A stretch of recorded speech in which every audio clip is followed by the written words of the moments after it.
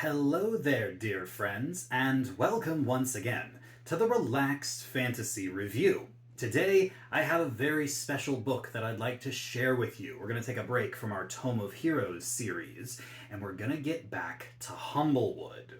The original series I did on the Humblewood books was from the original Humblewood book, which was a module released several years ago. And as I said many times, it's one of the oldest and most classic 5e third-party editions. But they just recently released their latest book. The Deck of Many has released Humblewood Tales. This is the special edition cover, sorry about that, but this is Humblewood Tales. Another expansion into the Humblewood world, with several pre-written adventures, as well as a big expansion onto the universe of Humblewood, more lore and more maps and more characters. It's great stuff. But along with all of it came new mechanics, and we're going to be reviewing a subclass from this book today. A subclass of the Druid. The Druid Circle of the Warden.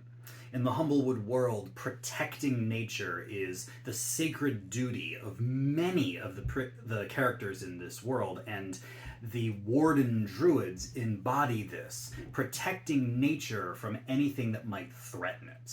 We'll get into the details of the subclass in just a moment, but before we do, I'd like to let you know, Relaxed Fantasy Review has memberships. For just $1 a month, you can support me here on YouTube and get a couple benefits. First, you get a little badge next to your name in the comments, letting folks know that you're a supporter, but also you get early access to my videos. I upload videos Monday, Wednesday, Friday, and I upload them a day early for members only. If that interests you, you can click the join button. It's just below the video next to the subscribe button. And I'd love to see you in the comments with your badge. And if it doesn't interest you, that's totally fine. Just liking, subscribing, just watching the video at all is a great way to support me. Thank you so much for watching my content. So the Warden Druid. Druids choose their subclass at level 2, and the very first thing you get is the Heartbeat of the Land. This grants you 2 skill expertises, Nature and Insight. Nature is a decent intelligence-based skill, which Druids aren't the strongest in because they're not an intelligence-based caster, they're a wisdom-based caster. So it seems odd a lot of the time that Druids aren't as good at nature as like wizards would be, but now they get expertise in it, and that's a massive buff to their knowledge. And Insight is one of the best skills in the game, helping you in social situations, combat situations. It's great. On top of that, you also get an extra sense. You can do it and as a meditation thing, and you get a 3-mile super sense, detecting anything that could be perceived as a threat to nature. Wildfires, a plague, elementals that are causing damage, even extraplanar portals. It's a cool power that helps for some lore and some story building, but it's the skill expertises that I'm really here for. And honestly, I think this is fantastic. I think this is 10 out of 10 right here. The other thing you get is something called Reclamation, and this is a defensive feature. Whenever a creature you can see other than you takes elemental damage, so fire, lightning, etc., you can use your reaction to give them resistance to the damage. In doing so, you actually take the damage that they take at the same time. So effectively, you're taking half the damage from them and bearing it yourself.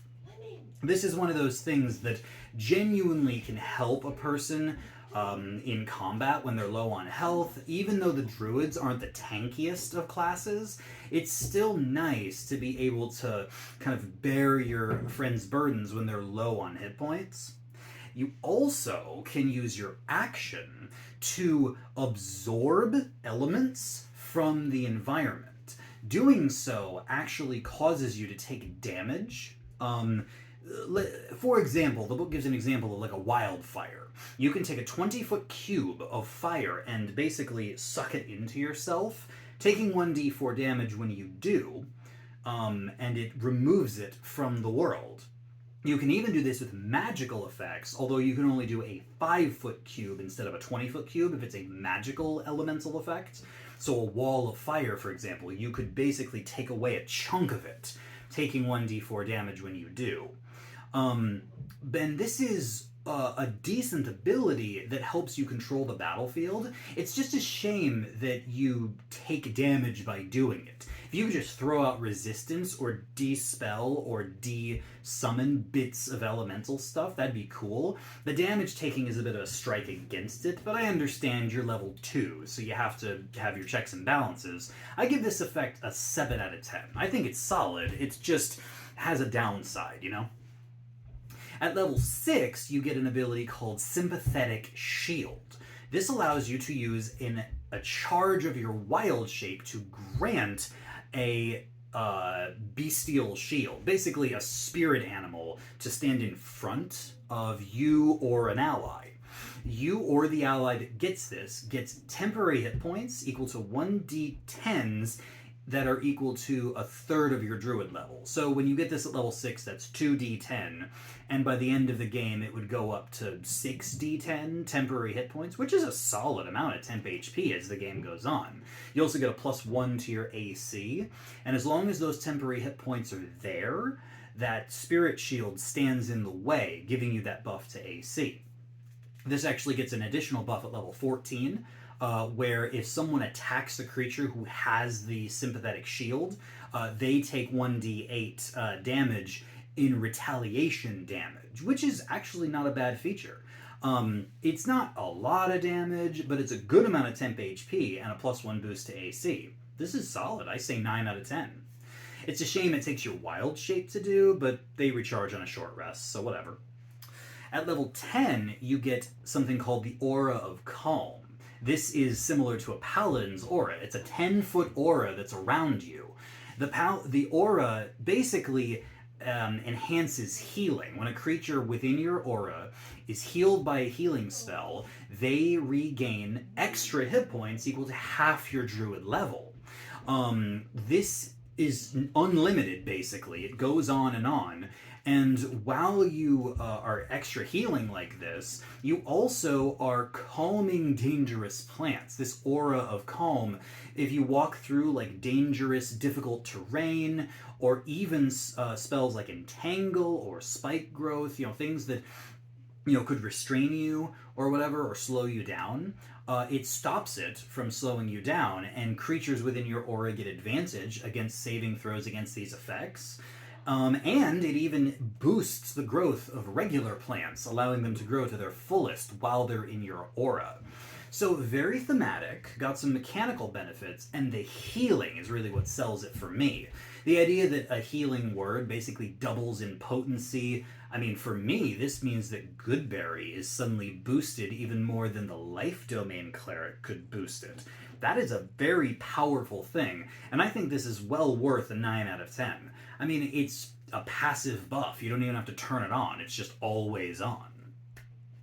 Finally, at level 14, you get the Bond of Shelter ability. This is a once per day ability, which you summon as a shelter of nature. For 1 hour, a 30-foot radius area with a 20-foot high ceiling suddenly animates nature, and nature jumps to protect you.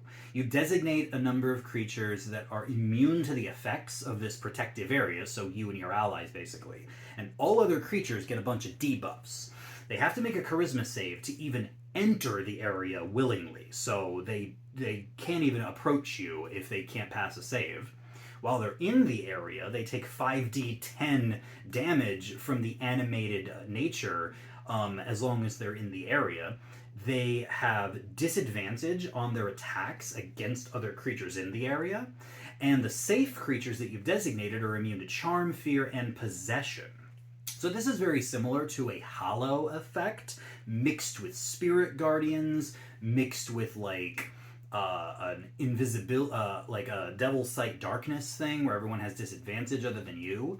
There's a lot of powerful effects happening here, and it lasts for an entire hour. This isn't like a 1 minute thing that only lasts for a combat. You can set this up as a barrier in a tactical position and even fight multiple fights if you know enemies are coming at you.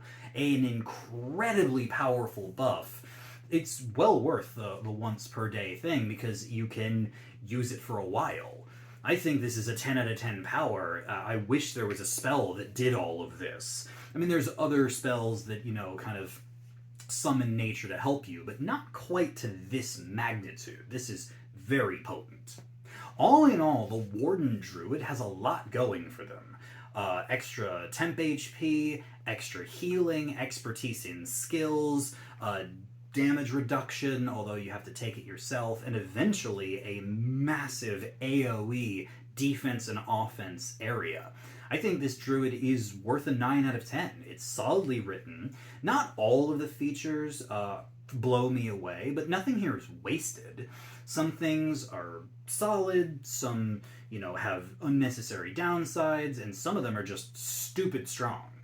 Overall, this druid is thematic, it matches well with the Humblewood world, and I think that it is a fantastic addition to the druid's repertoire. Well done, the Deck of Many. This has been the Relaxed Fantasy Review. If you enjoyed the video, please like and subscribe down below. Have a look for the join button down there, and I'll leave a link in the description to the original Humblewood book. I'm not sure you can buy Humblewood Tales yet. I think it's still in its Kickstarter delivery process, but the original Humblewood book is available, and I'll link it in the description. I highly recommend you check it out for yourself. Have a good one, my friends.